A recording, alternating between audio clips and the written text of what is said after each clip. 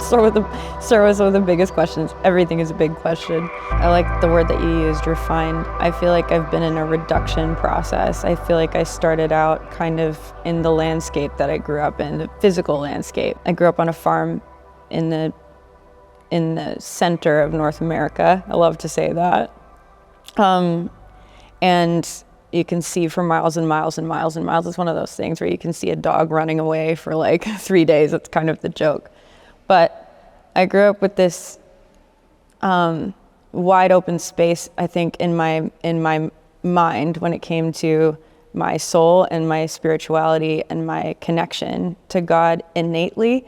And then within that, of course, is the boundary lines and the structure that every child needs for development. And so for me, that was found primarily in religious spaces. It was kind of like what we call a shelter belt around a farm that protects a farm from, like, you know, elemental disaster. And because I'm the daughter of a farmer, I would say that has informed my faith tradition in increasing measures, because the older I get, the more I look back and get to see how affected I was by the fact that my parents' livelihood was yielded to because it had to be. It was yielded to something that was outside of their control every single day, which is the weather. And it gave me something tactile to anchor the idea of God to. It was, we are naturally humble as humans. We are naturally small. There's a lot that's outside of our control. What do we do with that? How do we manage that? And how do we build frameworks around our minds so that we don't go completely insane with that information? But I got to watch the practice of that kind of wide open space being yielded and at the mercy of something outside of ourselves, outside of, you know, our construct. And then I got to watch my parents lead themselves through the religious tradition that I grew up in. So we went to church every Sunday, and my dad would lead music at the church. He would pick up his guitar on Sunday morning if it was feast or famine, you know, during the week. And he would center himself like a psalmist, really, in the goodness of God and bring himself back around to that. So I feel like the benefit, the beauty of that was I got to see kind of the harsh reality of how faith plays out in a day-to-day environment rather than it being based on a Sunday morning. It felt very much rooted and anchored in the rest of the week. And there's just so much as far as being able to read parables and read stories that Jesus talked about, you know, about sowing seeds. And I mean, that was literal for us, you know, seeding and harvest, all of it is literal. So it gave me a background that I actually find that as I've gone through multiple processes now of reduction, where, you know, there'll be an idea in my mind that gets built up about God, and then immediately, or not immediately, at some point that will be confronted, you know, by something outside of the control of that. Anytime I feel like I've tried to box or build a framework around God, really what I'm doing is just building a framework around my belief system and my idea, which keeps me safe for a while, and it gives me a compass. And the things that have lasted really are the things that aren't going anywhere. It's the center that holds. And it's like I'm not a cook, even though that's my last name, but when I watch a friend of mine who's an incredible chef make a sauce that goes through a reduction process. All these ingredients start out as like rough ingredients, right? And then it goes through a reduction process. That's how I feel my faith is forming me, I guess, at this point, and reforming me, is that I'm in a reduction process, down to the center that still holds. All the other things, all the other accoutrements, all the other extras, kind of, some of them serve a certain part of my life for a while, but it always returns to like the center of the center of the center of the thing. I found that the church circles that I run in today can be really skeptical of what I grew up in, and then vice versa, the churches that I'm around now would probably have been looked at with some wary eyes from the place I grew up. And I just haven't heard enough people who see beauty in both, or who have learned things from both. And I just wonder if there's anything that you've had sort of thoughts on that journey. I do have thought.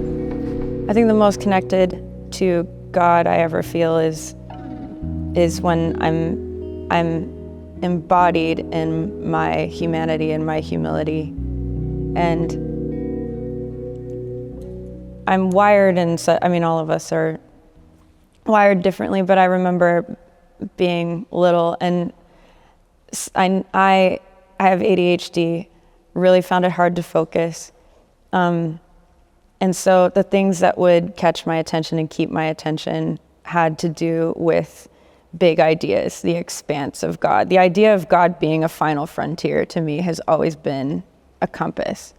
And so that's taken me through a lot of different editions or iterations or evolutions, where the center that holds is this commonality. We use different language to talk about the same thing all the time. But the fruit of, if we're going to talk about fruit, if we're going to talk about agriculture, if we're going to talk about trees, like the fruit doesn't lie. You can't fake love, joy, peace, patience, kindness, gentleness, goodness, faithfulness and self-control. You can't fake those things. There's a real, tangible, quantum physics energy to them. And so I'm drawn to those things, and I feel like those are evidences of what we're talking about as a follower of Jesus. For me, it became evidence of what it was that I really wanted to find. Mostly because I felt like I was lacking and suffering and in scarcity and scared. And so I've always been on the hunt for peace because of my contact with fear, right? And growing up in a Mennonite Brethren familial history, but in a non-denominational church in a small community in Canada, it gave me the background that we talked about, the agricultural kind of footing of my faith. And I like Chip Dodd's wording. He talks about the gifts and impairments of all 8 core emotions. I like to use that language now for a lot of different things. I feel like every denomination or every idea where we camp out and we feel like we found this one thing about God has a gift and impairment to it, right? That has a beauty and a challenge. And so I think I've been on the hunt for balance and some sort of equilibrium. And the soul knows what it needs. And so I feel like I've been pulled kind of like a magnet to all these different kind of expressions of God, if you will. I would have never seen myself going to a charismatic church. That whole thing freaked me out. Growing up, I was like, that's the opposite of whatever is, true, because I was just in my own paradigm and my own development, in my own structure. I'm looking for the boundary lines of what makes me feel safe. So what made me feel safe is whatever I was told was true. But eventually coming, butting up against the repression that also happens in that environment, and in any environment that thinks that we have the corner on God, really. I think the impairment is when we start to look at God through the lens of only our own mind. That led me to different places that kind of stressed me out or challenged me or freaked me out. I wanted to find God everywhere. I still do. That's a big drawing feature for me, is that God is the final frontier, and I want to be a little explorer in that way. And to me, the compass of it continues to be the hunt for love, joy, peace, patience, goodness, kindness, gentleness, faithfulness, and self-control. Because there's no argument against those things. Like, we can argue intellectually for years, lifetimes, but there's no argument when you come into contact with the pure essence of peace.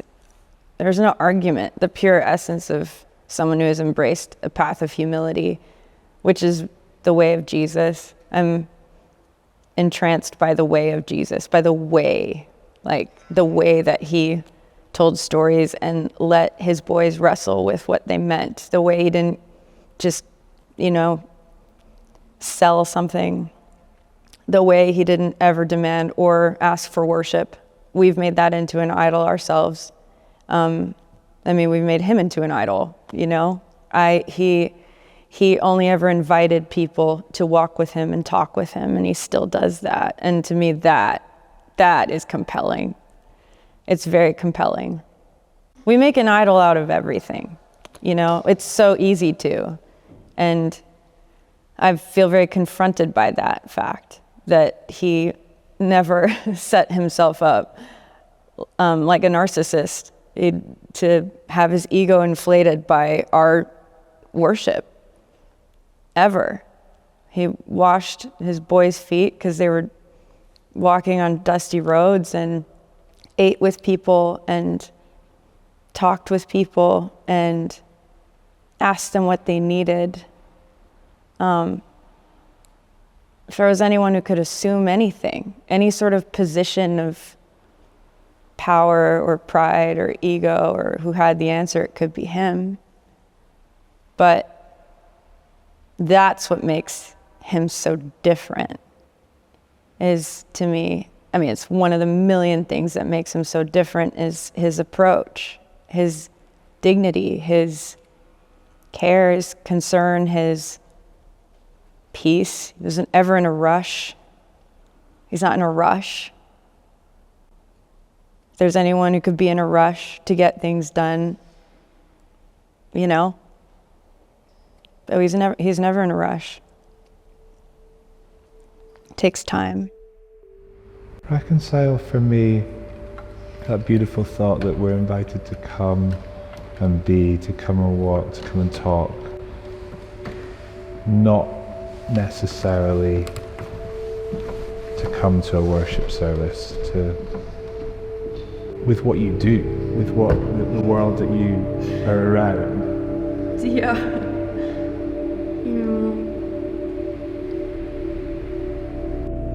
All of our vocations have gifts and impairments and challenges and beauties, and I ended up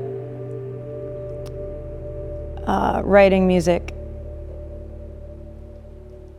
for the church, and really largely it's motivated by necessity, because I have always longed for language, and music was the first kind of language that I felt gave me a framework for mental and emotional health. I wouldn't have had that language back then, but that's what I was searching for. Music was my only medicine growing up, and the only thing that brought order to my mind.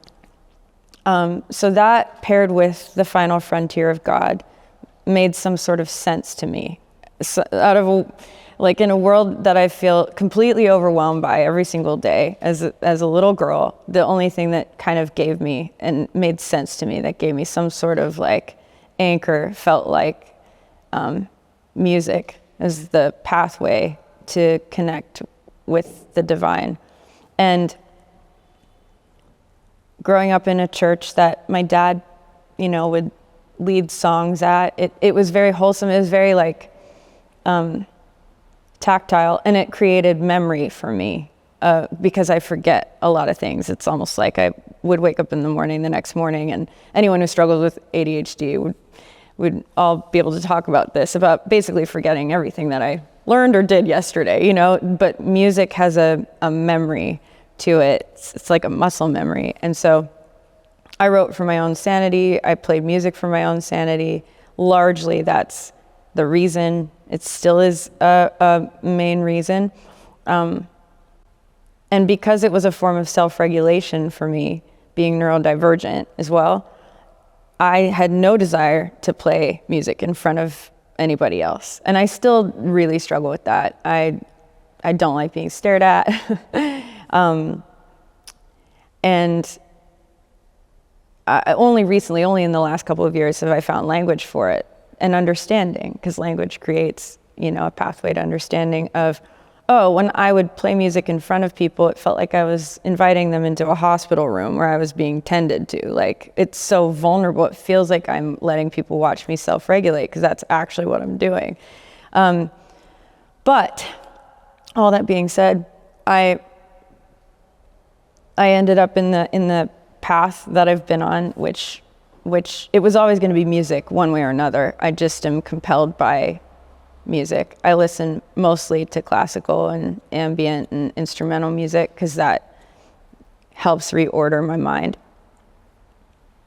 What I've found intriguing about the last 20 years of different iterations of sharing music with the world, sharing music with people, sharing music in the church, in gatherings, writing different things, was I didn't realize that there was a set of rules that would try to confine the language that I was writing about God to God until I was put into a genre space. And worship isn't a genre. There's just no such thing. Like, worship is a state of the heart. And so I think one of the challenges for me has been, as an artist that loves being in a church gathering and loves the faith tradition, loves sitting in buildings that are older than America, loves sitting in places that will be here long after I show up. I like feeling small. I like feeling my humanity in that sort of way. But I think the challenge for me has been that no song will ever have the corner on the nature of God. We're all chipping away at the marble over here. And all the best poets and all the best philosophers and all the best scientists, we're all trying to find language for the things that mean something and that matter and that lead us hopefully towards a more loving future, a loving end. So putting all of my religion into songs, it's a vulnerable thing because we're evolving, right? There are things that I believe now that feel like a centering thing that have always been there. And then there's other things where I'm like, oh, that's changed. And a song captured a moment in time. That's all art captures, like the vulnerability of a human being who's in process in a moment in time and whatever they're thinking, feeling, processing at that moment. And so to open that up and let that be open for scrutiny or for ridicule or for praise or for whatever, again, all those things can become idols. I can make idols out of my own art quicker than anybody else. I can make idols out of my own thoughts quicker than anybody else, Love going for walks, and I love talking, and I love music. And I think if the invitation that Jesus continually gives us is to go for a walk with him and talk with him, my motivation is to write a soundtrack that wouldn't interrupt a person's inner conversation on their walk. So I feel a reverence about language. If I'm going to suggest a thought about our guy Jesus, I hope that thought is opening a conversation rather than offering an answer, if that makes sense. The goal for me is to ignite the imagination and the natural curiosity that we all have, where we're looking for these things. All these things, the love, the joy, the peace, the patience, the goodness, the gentleness, the kindness, the faithfulness and self-control. These are all the things that we're like longing for, So I would hope that any sort of musical situation that I would be part of in creating would be a good companion for a walk and a talk. Whether it has lyrics that's so beside the point. But yeah, I think worship has become, it's a lot of things. I don't want to say a one phrase about it, but I think I feel one of the challenges of our time, and perhaps, other timelines, is that we make idols out of things so quickly, and our artistry and our music, and then we make it into a genre, into a thing, and it turns into its own thing when really it was just meant to be a soundtrack for walking and talking. You've listed the fruits of the Spirit a few times, and there's something that really struck me when you were talking about kindness, and that it's the most powerful substance that exists. Can you riff on that for a little bit? How did you come to this conclusion? Where have you been on a journey with kindness? I think kindness is the delivery method of, it's the delivery method of truth. It's the way of being able to confront or face or look at anything. Like, you have to feel safe. A human brain has to feel safe to be able to input any new information. Otherwise, it'll just keep us in survival mode because it's looking for our safety. It's looking for a place to feel safe. Our brains are just doing their job. They're always looking for a place for the human being who's holding the brain to feel safe. Safety first. And then only when there's safety present can we actually hear a new thought, really hear a new thought, entertain a new thought, imagine a new beginning or a different idea or a future that doesn't just look like survival. And so any time that truth has actually been able to be absorbed for me, and it can be me confronting something in myself, right? But the delivery method, the only thing that actually leads to my own liberty and transformation is kindness. And the kindness that leads to repentance, and repentance is a change of the mind, right? So it's amazing because we're wired in such a way for kindness and towards kindness as a motivator. Not just a motivator, it's the agent of change. Without it, truth falls on all of our deaf ears because our brains are just trying to look for a place that's safe enough to hear a new thought. But I think that probably would be one of the most impactful substances about the nature of God to me, is that he's kind. Jesus is kind. Doesn't mean that he doesn't get angry. I think that we've made that into a thing in and of itself. Kindness doesn't mean absence of emotional energy. It includes the whole spectrum of being human, the whole spectrum of our emotions, because that's what being a whole person looks like. But you can be angry and kind. You can be afraid and kind. You can be sad and kind. Watching him, 2,000 years later through the scripture, reading about him, there was always this tangible energy of kindness around him. That's why children would trust him. Children know, where they feel safe. And the kindness is the thing that's changed my mind the most about all these rigid ideas that I had that I thought I needed to believe or think. Kindness moves me probably the most at the moment.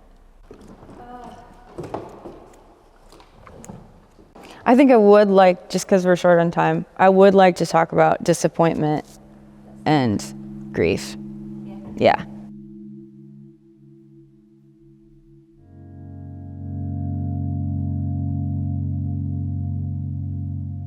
I think the baseline of true connection starts with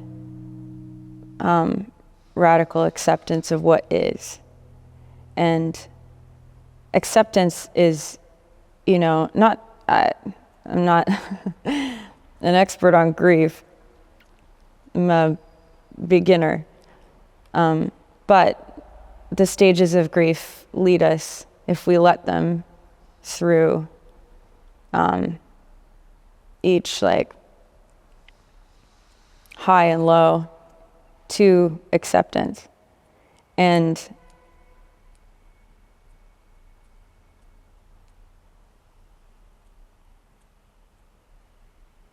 every stage of grief has been holy to me, but I didn't grow up learning that. I didn't know that. I grew up with a religious idea that there were good emotions and bad emotions, and trying to avoid the bad ones was really, it was a full-time job. The bad ones, there's no such thing as a bad emotion. It's information, and it's telling us something very important about our existence and about what matters to us, and what we, often grief is proof of love. Disappointment is often proof of hope. We hoped in something. Hope deferred makes the heart sick, and a desire fulfilled is a tree of life. And it's risky to hope. And to feel disappointment is human. It's vulnerable. And that's just so hard. Disappointment is so hard for me. But I make myself suffer more when I try to keep it at bay, when I actually try to stave it off. Just the other day, I was talking with one of my best friends, and she was talking about just doing today. What if we just do today? Today, you're sad and you want to quit.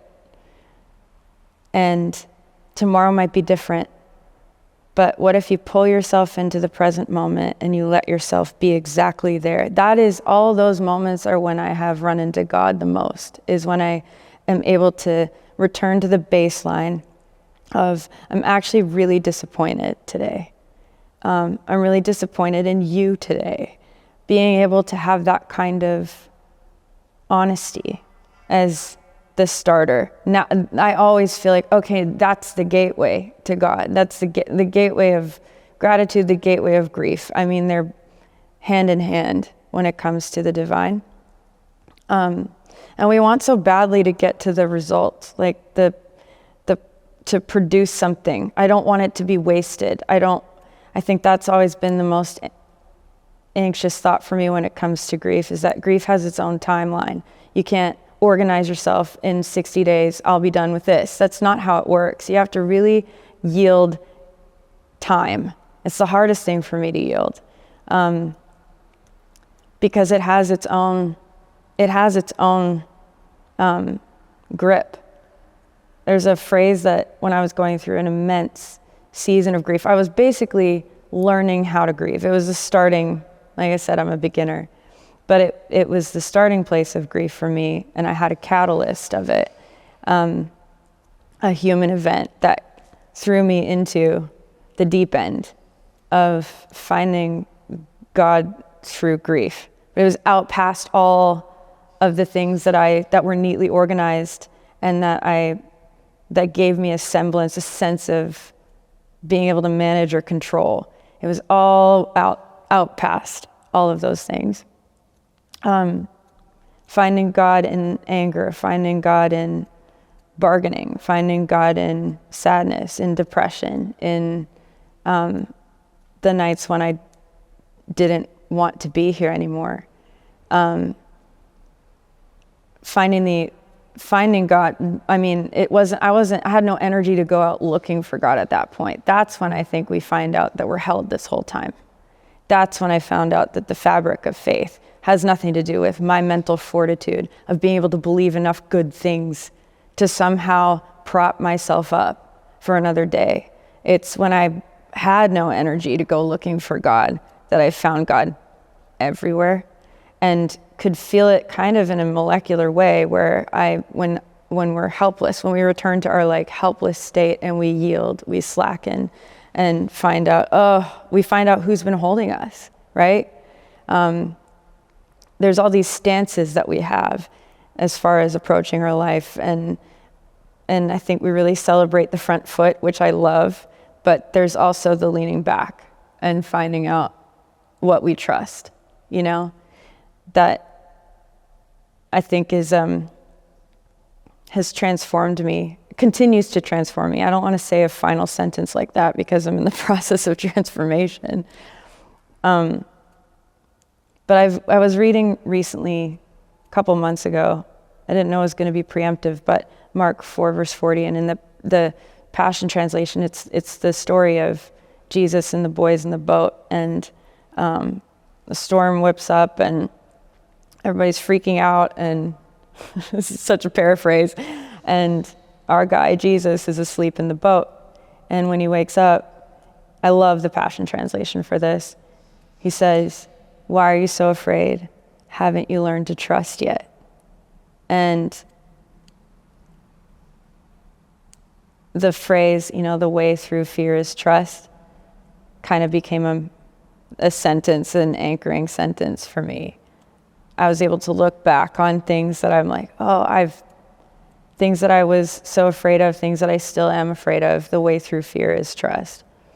Often I feel like instead of being delivered from fears, I've been delivered straight to all my fears, or they've been delivered to me on a silver platter. And then realizing that the only way to say that God delivered me from something is if I went through it with him, as if I knew who I was trusting through it. I can't bypass it. I can't spiritually bypass grief. I can't circumvent my sadness. And that's what I find myself doing a lot often, is in my mind, there's still that trick that's, if I could just find reason, then I won't have to feel the feeling. I won't have to feel the sadness, because it'll make sense to me. But that only goes so far. I have to yield and settle into the actual honesty of the moment, which introduces, that's the gateway. There's so much transformation that's all wrapped up within that. And we don't get to resurrection without death.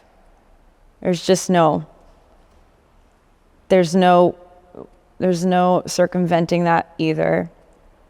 And I think our survival minds really love to latch onto the idea that Jesus died so we don't have to. I think he showed us how to. He absorbed the violence of mankind for us, absolutely. And he also he showed us how to love unto death, and how to trust all the way through. So maybe instead of imagining yourself, you might want to imagine another person who's at that point of being like at the end of themselves, and almost have experienced few too many full deaths. And how in that moment where there's you can take it as an invitation to go deeper, or you can take it as a moment to psychoanalyze and be like, that sounds smart, that sounds that sounds right, rather than being like, how do I actually feel, and will this swallow me up? I don't know, but it's an invitation, and how do I know that I will be able to trust you? I wish I had a motivational speech or a prescription. I don't. But I do feel I have encouragement, courage to your soul, and evidence that God's kindness and goodness and substance and the presence of Jesus is much better than our best thought about him, and more present than we know how to be. So at the end of your rope, at the end of my rope, that is where I've always ended up running into him. But it's not because I found him, I could figure him out. I was even looking, it was in the helplessness of being human. And I feel more so, I guess, a blessing towards our helplessness of being human, a blessing towards your helplessness of being human. Your disappointment is holy. Your exhaustion is holy.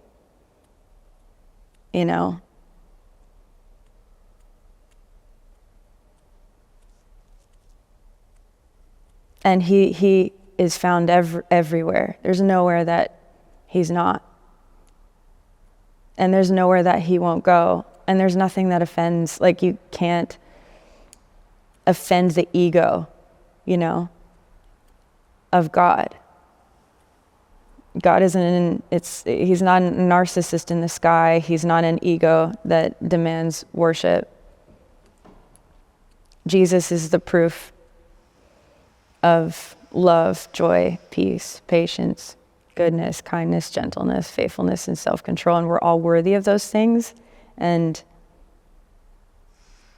anywhere that those things are present, I believe that he's present. Those are the things that they're like, they look out for us when we don't know how to look for God, if that makes sense. So yeah, I can't tell you how to cognitively find, because I don't know. To me, I'm like, in moments when I was laying in bed a few years ago and really struggling with my mental health and wanting to call it quits, it's just the mercy, really, the grace, I think, of an inspired thought that interrupted the vitriol in my own mind.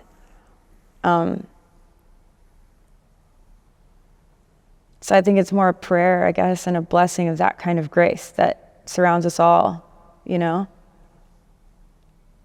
interrupt the vitriol in your mind, that what you're thinking isn't all that there is. I think that's a thought that's really helped. It's an affirmative thought. I do affirmations every day, and that is one of the thoughts that I commit myself to, which is that what I'm thinking is not all that there is.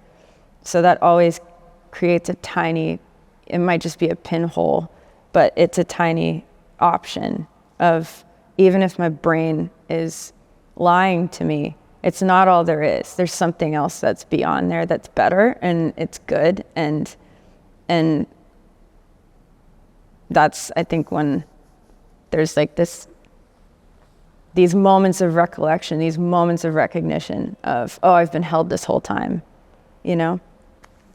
I guess that's the prayer that I would have for anyone that's going through deep, heavy grief, at the end of our rope.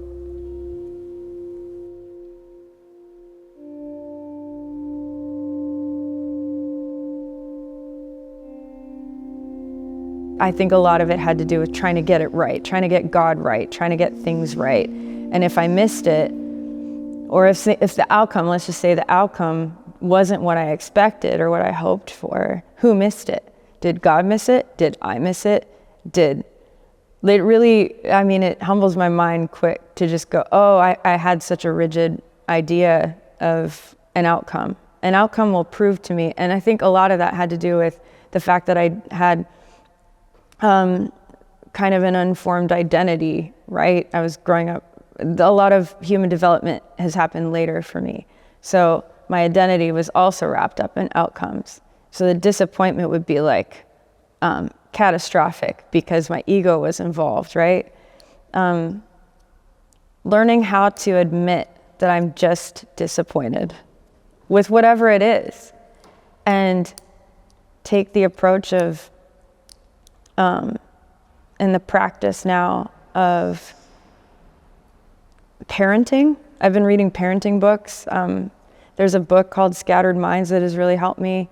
And in the book, there's a chapter about what a healthy parent is. And I read it and I wept because I was like, oh, it gave me another framework for God, right? Being a child of God. A healthy parent isn't afraid of their children being disappointed. Like, life outcomes, it's 50-50, things happen that we don't expect, and it's risky to hope. It's always a risk to hope, right? But what's better, living in the fear of regret, living in the fear of what will happen if I actually admit that I am disappointed, or taking the risk towards hope? And I don't think we escape either one. I think we're confronted with both of them at all times. Whether we believe in God or not, whether we go to church or not, this is part of the human experience, and it's part of the human It's part of just being vulnerable and being a human being. And I think admitting both things, admitting desire, admitting delight, admitting hope, as much as admitting disappointment, sadness, anger. I mean, the gateway of that, those kinds of prayers to me, those kinds of confessional prayers have always opened the conversation back up, where my mind is closing around something, even especially because within emotional health in the church, if there are things that are off limits that we're not allowing ourselves to feel, then we close that part of ourselves off towards integration, integration is the goal. So now my goal is to bring all of these things, bring the energy, bring the emotional energy of disappointment. I mean, there was a season of life where I that's all I had to give. I was exhausted. I didn't have anything else to give. I would go to worship, and my internal conversation would be, all I have to bring you today is how disappointed I am in you and life and my life, and that's it. And I would hear back time and again, it had to be that inspired thought that interrupted the loop of thinking in my own mind where I'm closed around disappointment. The divine feedback to me would be, oh, thank you for trusting me with this. It's treasure. I would love to be a part of maybe reinstating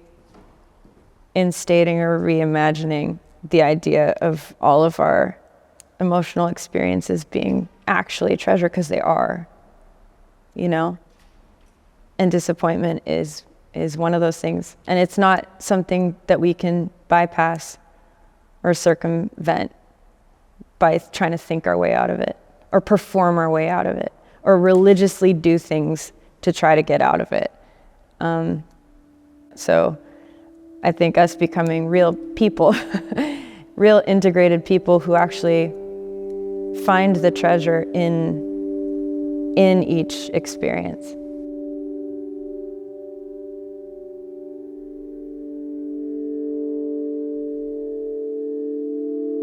There's a phrase that I felt was one of the phrases that interrupted the vitriol in my mind. And I was in a particular state that had become a theme. It was like a thought that then became a theme, which is what happens. Thoughts become themes, which become beliefs. And so I was dealing with the vulnerability of being human, and in all essence, it was envy, it was comparison, it was this feeling that I would never amount to anything. My life was never going to amount to anything. It was just a failure, all these things, and it's very easy to then compare, which is that's a catalyst. All these things are catalysts. The catalyst of that led me to this helpless state again of going, I need help, which I think is one of the most courageous things we can probably admit. But it wasn't even directed, really. Like I said, these moments happen more out of the helplessness than my ability to construct a prayer and ask for the right thing. It's one of those things where I feel like the Holy Spirit is praying through us, knows what we actually are trying to say. And Anne Lamott has a book called Help, Thanks, Wow, which really helped me because she talks about how every prayer can kind of be categorized into those three words. So that's become more of a practice. It's help. And I don't think I even necessarily got the thought completely constructed. And I felt that divine presence and the kindness of, would you like some help with this? Which to me is one of my favorite things to hear. I think because I struggle with feeling worthy of help. You have to feel worthy to ask, right? And so I've done a lot of things independently and created a lot of unnecessary suffering for myself because I haven't known how to ask for help. But I love that phrase, would you like some help with that? And I felt, absolutely, I need help. I need help. And then the next thought that felt divine was, well, you know there's a word for this, right? That you're looking for. And I said, oh, this is all just happening internally in my imagination, of course, but the way it played out, I'm like, well, yeah, I love words. Give me the word for it. And I heard back, well, it's sin. And that word has been so charged for me, full of toxic shame for me, rather than human shame, rather than the vulnerability of shame, which is really important. But that's always been filled with toxic shame because of the unworthiness factor. But the way that he said it, the way that I heard it, healed, 38 years of believing one way because it was delivered through the kindness. He was so not stressed about it, not afraid of it, and wasn't in a rush to fix it. He just gave me the language to sit with for a second, and I sat with him. And there's something about being with someone and being witnessed, right? When you can face anything if you know who you trust and you know who's with you and who's witnessing you. Honestly, it heals a multitude of things just by being able to look into somebody's eyes. But the next thought that came through was, and that is really heavy. Would you like me to carry it for you? Like a backpack. Because here's the thing about, our jealousies and our envies and our multitude of sins is that they actually present themselves as keeping us safe for a while, which they actually, it's hard to hand something off and not have something to replace it with, right? And that's a process.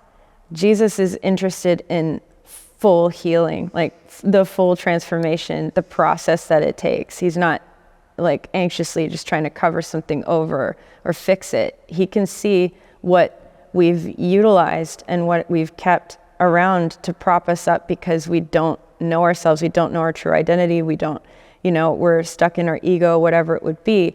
And so his offer to carry it for me was uncomfortable. Uncomfortable because I went to a meeting and I could feel that I realize I'm going really mystical here, but it was as if he was carrying it like a backpack for me, and I felt lighter. I could feel the lightness. It was like, oh, my mind doesn't feel so heavy anymore. This is wild that this can actually change the way that I think. And then throughout the day, I could feel myself almost taking the backpack from him and putting it back on my back and then feeling the heaviness of it again. And each time he'd be like, that looks really heavy. Do you want me to carry it for you? And he carried it for me, walking with me until I was ready to let it go. Because the transformation of a thought takes time. It actually takes 60 days for a new thought to actually take root in our subconscious mind, which is where all of our actions come from. It's from our subconscious mind. So to take the time with that, it was like a backpack that was laying around for the next, let's say, 60 days. And I could either pick it up or I could let him pick it up for me until we were ready, until I was ready to let it go.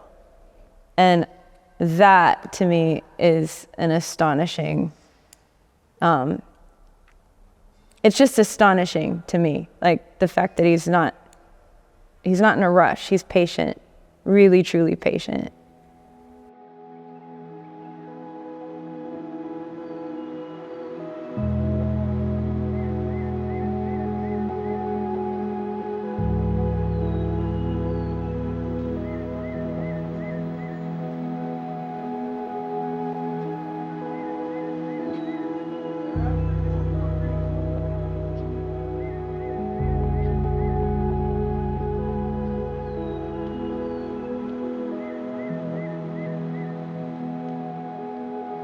Thank you so much for watching. We hope this video has blessed you. Our crowdfunding studio relies on the generosity of our viewers. So if you'd like to help us capture more conversations like the one you've just seen, you can find all of the information on how to give in our bio.